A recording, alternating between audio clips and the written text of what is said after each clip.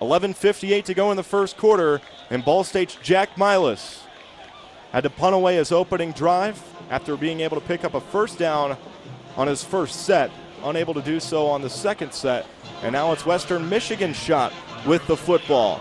They have one of the top wide receivers in Daniel Braverman and one of the top running backs in the Mid-American Conference with Jarvian Franklin. Zach Terrell, the quarterback that leads this Western Michigan offense. He starts out at shotgun with Franklin back with him to his left. 4 receivers set. First down and 10 from their own 20-yard line. Snap straight back to Terrell. Looks, has good protection, throws over to the middle to his right. It's caught by Davis, turns it down the field to the 30, and sandwiched down by 2 Cardinals, led by Brian Jones for a gain of 12 and a 1st and 10 for the Western Michigan Broncos. It's zone coverage for the Cardinals. They have an off corner and then a safety playing on the hash. Corey Davis runs a curl route, sits inside the zone, and gets straight upfield like you're taught to do after making a catch in zone coverage. First down for the Broncos. Davis last year against Ball State led Western Michigan with 9 catches and 103 yards. He goes wide to the left, Braverman in motion. Snap to Terrell, gives it straight away to Franklin. Met at the line of scrimmage and driven down. Just a gain of about 3 yards as he tried to squeeze his way through in between the tackles. They gave him 3, second down and 7 from Western Michigan's 36-yard line. It was misdirection. They bring Braverman in the jet motion, and nobody follows him out to the flat. Instead, Franklin on the straightaway give, and you see 11 red jerseys swarming to the football, something that was not the case last week against Army. Good to see. Franklin leads the nation in rushing touchdowns scored as a freshman with 12. He's to the right of Terrell, who's in the gun off of a 3 wide receiver set, second down and 7. Scoreless game, Western Michigan's first chance on offense. Snap, waist high to Terrell, gives it to Franklin. Franklin off of right tackle across the 40-yard line. Squeezes his way to about the 42. Stopped by Ryan, the middle linebacker. Enough for a first down, 1st and 10 for Western Michigan. Zach Ryan gets caught 7 yards off the line of scrimmage. He has to be more aggressive in attack. Against Army, only 5 tackles, which was 8th on the team, something you're not typically going to see from a middle linebacker, somebody who usually leads the team in tackles. Braverman goes wide to the left. 2 receivers, short side right. First down and 10 from their own 43. Terrell out of the gun. Barks out his declarations. Takes the chest high snap. Gives way to Franklin. Down the right hash mark in between the tackles. Just a gain of 2 as he stumbles his way to the 46-yard line. Ryan once again with the stop for the Cards. Aaron Taylor cheating all the way. He cheated inside. He was playing over the tackle instead of playing out towards the hash where he usually does at Sam. And he's important today because he has to play the run and the pass. And we talked about the balance of Western Michigan already. Davis and Roberts go wide to the left. Braverman comes wide to the right. Terrell out of the gun, second down and 7. Ball State with 4 down linemen in red. Terrell sprints up to the line of scrimmage, play clock down to 7 seconds, and backpedals his way back into the gun. The Schumann Stadium crowd comes to life. Snap gives to Franklin. Stutter steps into the backfield, and an ankle tackle made as he tried to cut it up by Taylor, the outside linebacker. Just a gain of 3. It's Aaron Taylor again. He has continued to play fast the last couple of weeks. A little bit of a drop-off after the Iowa game against Indiana State. Because against Iowa, he really lit a spark under the Cardinals defensively. All sorts of big hits. He recovered a fumble, and it's good to see him back to the form that he was in the first 2 games of the season. 4 receivers set. 3rd down and 4 for Western Michigan. 5th in the Mid-American Conference, converting 3rd downs just 42% of the time. Franklin back with Terrell out of the gun. Ball State showing blitz with Taylor. Snap. They bring the blitz. Throws to his left. Into double coverage, and it's deflected on 3rd down. Incomplete, and Western Michigan has to punt. Gilbert St. Louis there on the cover. The Cardinals went cover 2 man. Brian Jones followed Braverman on the smash route or the corner route. He didn't get turned around, but he got his hand up in there, and Gilbert St. Louis was playing over the top. Good defense there from Brian Jones and Gilbert St. Louis. Aaron Hepp drops back deep to return this punt for Ball State. Jay Schroeder to send it away. High-hanging short punt is taken on a fair catch at the 20-yard lines on the near side numbers by Aaron Hepp. Fair catch in Ball State. Timeout on the field. Has the football back with a timeout on the field. 8:38 to go here in the first quarter. And the Cardinals and Western Michigan both right now on a stalemate. Well, give Aaron Hepp a lot of credit. He's not flashy as a punt returner. He's back there because of his sure hands. And last week against Army, He made a couple of sure-handed catches deep in his own territory with the rain. And if you remember the last home game, he made a critical mistake, fumbling a punt. It was a roller. It came up, hit him in the chest as he tried to field it. Probably should have let it go. And that can wear on you mentally as a punt returner, but he hasn't let it affect him moving forward, and he's been sure-handed back there in his punt returning duties for the Cardinals since then. The Cardinals in Western Michigan scoreless here at homecoming at Schumann Stadium. 0-0, 8:38 to go here in the first quarter, and with this, we take the time to check in with Matt Organ, who's down on the Ball State sidelines. Back out here at McGuirk Arena where the Cardinals have recaptured the lead 14-3 with 11:15 to go in the opening half. This is Ball State Women's Basketball on SportsLink Radio 91.3 WCRD. Well, the Cardinals have gotten a nice lift off the bench from Mariah Monaco. She scored 9 points off the bench. She's a perfect 3 of 3 from the floor and 2 of 2 from the foul stripe. Also grabbed a rebound and a block shot. That helped the Cardinals recapture the lead after falling down early 10-4. The Cardinals have the basketball out of the media timeout, and spinning her way to the cup is Fontaine, fading away from 4 feet and laying it in. Fontaine has 3 in tonight's game, the team's leading scorer on average with 16 points per game. Central Michigan trying to counter, down by 3 here at McGuirk Arena. Breen slides across the top of the wheel with the right hand, feeds the high post. It's deflected away by Ball State. Central keeps it, though. Down to 9 seconds to shoot in red numerals on the shot clock above the goal to our left. Corley gives high post. Bracey faces up from 17 and shoots it too strong. Rebounds pinballed around and grabbed by Jose. Jose of the Cardinals on the gas pedal into the forecourt across the maroon stripe at midcourt. She throws on the brakes and sets up the Ball State offense. Justice feeds it inside for Bennett, turning over her left shoulder into traffic and missed the shot. The rebound to Central. Corley on the break to the rim and was fouled in transition by Shelby Justice of Ball State. The Cardinals lead at 16-13 on the McGuirk Arena scoreboard. Ball State fell behind early, but then has gotten 9 points off the bench from Mariah Monaco. Monaco has scored in double figures 6 times this season. Corley at the line to the left for Central Michigan. Deep into the knees, flick of the left-handed wrist, and it's off the heel of the rim. Central Michigan coming into today's game 7-9 in the MAC. That's last in the Mid-American Conference, 4 games back of Ball State's, who is on top of the MAC West with an 11-5 record. Corley with the back half of these shooting fouls, flicks the wrist, and it's through. Corley off the bench has played in every single game except for 1 this season for Central Michigan. This Central Michigan team definitely injury-ridden. They've seen 3 starters go out to knee injuries: Crystal Bradford, Jessica Green, and Jewel Cotton. Bradford was the MAC Player of the Year last year and Defensive Player of the Year. The Cardinals have the attack. Bennett kicks from Morrison, straightaway 3s off the side of the rim. Rebounds grabbed by Central Michigan's Turner. Turner moves her way, circle right across the timeline, gives left Tam. Tam fires the 3, too strong. Tam came out of the gate with 3 quick 3-pointers for Central Michigan to help them capture that early lead. On the rebound of Ball State, a foul is called on Central Michigan. It's called on Harrington, a 6'2 freshman out of Hemlock, Michigan, off the bench. That's her first. Ball State basketball as Jose drops it right for Monaco. And her lob up tops, volleyballed out of bounds on a spike by Tam of Central Michigan. So Ball State keeps it underneath their own basket to the right. 9:29 to go in the opening half. Ball State on top, 16-14. They trigger it in. Monaco tries the open 3, too short. Rebounds out of bounds, but the last touch is by Central Michigan's Tam. So Ball State gets a fresh shot clock with 9:24 to go. Central Michigan brings back in Tanara Moore, the 6'3 freshman who got the start tonight, her 6th start of her season. Staggered substitution as the Cardinals re-enter Shelby Justice for Mariah Monaco. Takes a seat with 9 points. It's been the lift for Ball State that they needed. Jose to trigger it in. Starters on the floor for the Cardinals. They throw in for Bennett, lays it up as it rolls off the side of the rim and out. But a foul is called on Central Michigan. So Renee Bennett, the 6'5 sophomore for the Cardinals, is headed to the line to shoot 2. It's the 4th-team foul on Central Michigan out early. 9:23 to go in the first half. The Cardinals lead at 16-14.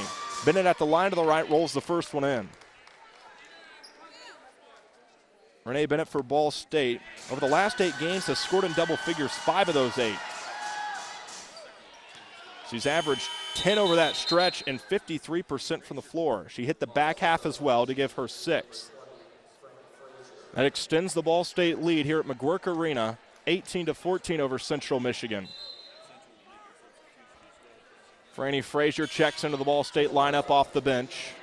Has played limited minutes this season in her 14 games that she has appeared. This is her 15th. 13 minutes, that is 9. She has started 7 games, though. But even in those starts, all limited minutes. She checks in off the bench with Ball State leading 18-14. Central countering that, though, in their gold Adidas home jerseys. They jump it across the paint. Baseline drive by Lynn off the bench. She shovels into the corner for Swery. Had a career-high 17 the last time these two teams met up in Muncie 2 weeks ago. Her baseline drive and baseline shot is off. Ball State the rebound, and they come up the court quickly from left to right. The kick in transition, Morrison moves to her right off the dribble, fades away on the baseline. Missed the shot. Fontaine, the offensive board for the Cardinals, and her putback is off, and she's fouled. So Natalie Fontaine heads to the line for the Cardinals, the 6'2 junior out of Stockholm, Sweden. Ball State has lost their 2 consecutive games to Eastern Michigan and Western Michigan. Before the losing streak, they were on a 5-game winning streak and the hottest team in the MAC. Fontaine at the line, lets the first one go. This her 2nd trip, and she hits the back of the iron and gets it to drop in. She has 4 in tonight's game. Last time these two teams met up, she had a double-double, 23 points and 10 rebounds 2 weeks ago. Back half of the foul shots is through. She has 5. 3rd leading scorer on tonight's game for Ball State, behind Monaco and Bennett with 9 and 6 respectively. Central the basketball, 8:40 to go on the turning first half clock here in McGuirk Arena. Lynn drives it left of the lane, has the ball poked away from her by Frazier of the Cardinals. Frazier off the steal, terminates the basketball in the backcourt, and hands way for Jose. Jose looks and runs it straight away. Brady Sal-Lee in his 3rd year for Ball State, barking out the orders to his team. Black suit, red tie. They deal left. Morrison bounces top of the wheel. Frazier drives it left of the lane and has it stripped by Central Michigan's Turner. Turner on the break, splits 2 defenders all the way to the cup and lays it in. You can count the foul with it. Central's back within 4. The foul's called on Jill Morrison of Ball State. That is her 1st. Deja Turner with the lay in, her 1st bucket of the evening. Averages just under 9 points per game, which is 5th on this team. However, this team is missing their top 3 scorers, all due to injury. Bradford, Green, and Cotton. Before the free throw attempt on the and 1 by Turner, the Cardinals re-enter Mariah Monaco, 9 points off the bench. Turner gets the basketball from the official. She lets it go, and it's through the nylon. Completes the 3-point play, and Central's back within 3, 20-17. We approach the 8-minute mark of the first half. Jill Morrison gives it in between the rings in the forecourt with Jose, this team's starting point guard. Deals right justice, feeds the high post Monaco. Backs it out and sends around for Morrison. Free throw line extended left. 9 seconds to shoot. Monaco, angle right, gives to the top. It's Jose, hands for Monaco, tries the 3 and leaves it off the front of the iron. Rebounds grabbed by Central Michigan's Turner. Turner on the move quickly with her team trailing by 3. Tam muscles her way in on Justice. Left hand up and down for Tam. Tam's in double figures already with 11 points to lead all scorers. She averages 9, a top 30 scorer in the MAC. Central Michigan's back within 1 of the Cardinals, 20-19.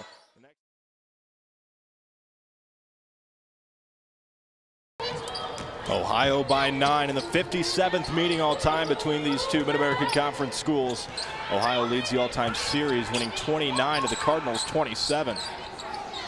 Well, Ball State has won the last 2. Ohio threatening that streak here. Shot clock down to 4. It's Byard, and a foul called on Justice. That's one of those where you're over there on the sideline for Coach Sally and you just want to pull your hair out because the shot clock is down to 1 second, and then a bailout as Justice has called for the foul, and it sends Ohio to the line. A great defensive sequence there. That's what I was talking about before, putting more pressure on the perimeter, not allowing Ohio shooters to spring free. Ball State did everything except finish that possession there. It's Byard at the line. 68% free throw shooter. He take a look at the play that left Yamone Jenkins a little slow to get up.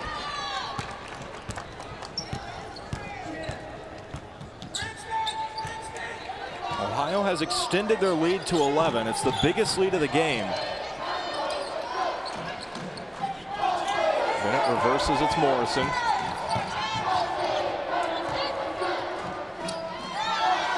Swing it back around with 9 seconds to shoot. Monaco now 6 points against Ohio. Down to 5 to 3. Fontaine on the drive and a shot clock violation.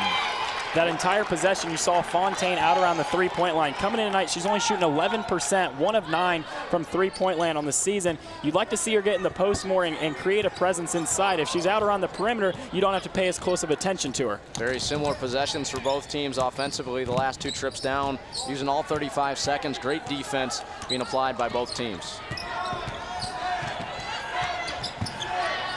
The break by Yell.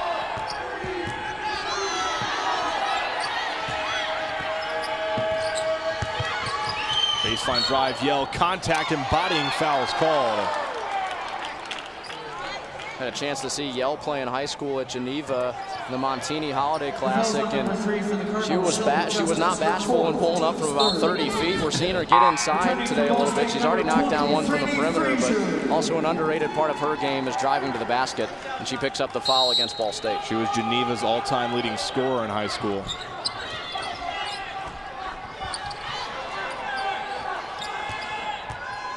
Cat Yell, the 5'7" redshirt junior.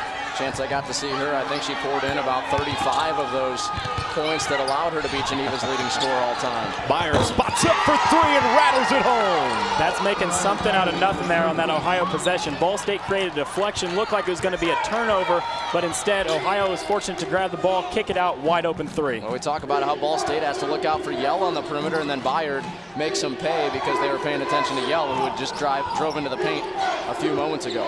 It's Bennett posting underneath, but the lob up top poked out of bounds by Ohio. Really, the X factor today kind of has been Weatherspoon. She's been setting screens on the offensive end, also fronting the big post players for Ball State. And she's given up some size, so she's not getting it done in the stat column. She's not going to score a lot of points, but she'll do the dirty work for the Bobcats. 6 to shoot. It's Frazier on the move with 3. She grabs her own offensive rebound, though, and re-attacks against Ohio. Drops it off for Fontaine. The foul, though, puts Fontaine at the stripe. Just a desire there from Frazier to track down her own offensive rebound between 2 defenders and then to slip it inside for Fontaine. Well played there from Frazier.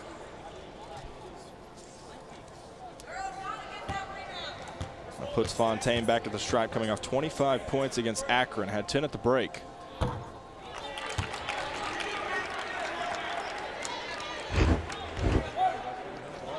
See the inside slip here from Frazier. She's really played bench minutes, even though she started the last 16 games, only averaging 14 per game, but we've seen her play an increased role here today, perhaps to combat the speed of Ohio. 8th on the team in minutes, although she has started now the past 7 games.